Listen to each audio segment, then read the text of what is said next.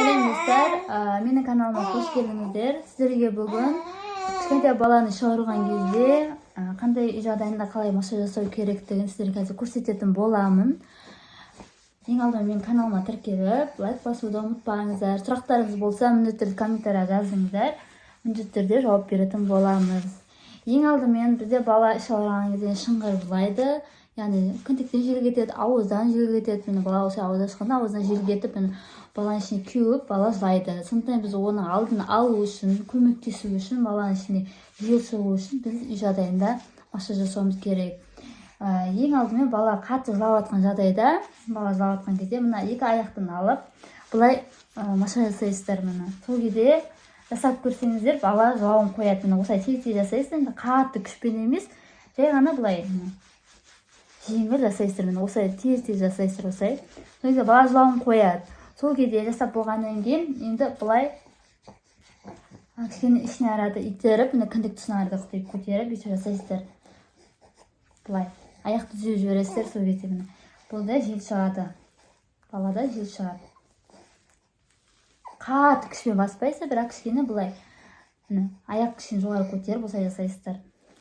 Енді кезекте бұл екінші вариант. Енді үшінші вариант бізде мына кіндік тұсына сипалап массаж жасаймыз. Яғни кішкене май жағасыздар. Ескі май болсын. Осылай жағу арқылы қолыңызбен кіндіктің үстін емес, кіндіктің жағын осылай сағат тіліне қарама-қарсы етіп, осылай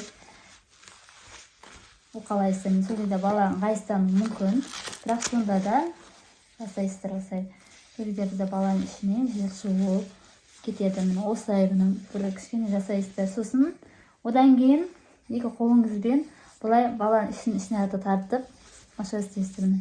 Осылай қайталау арқылы балаңыздың ішіне жел шығатын болады. Енді кезекте тағы бір вариант, ол баланы осылай екпетінен жатқызып, мына именно баланың көтеншегінен, мына жерінен, осы көтеншегінен ұрғылаймыз.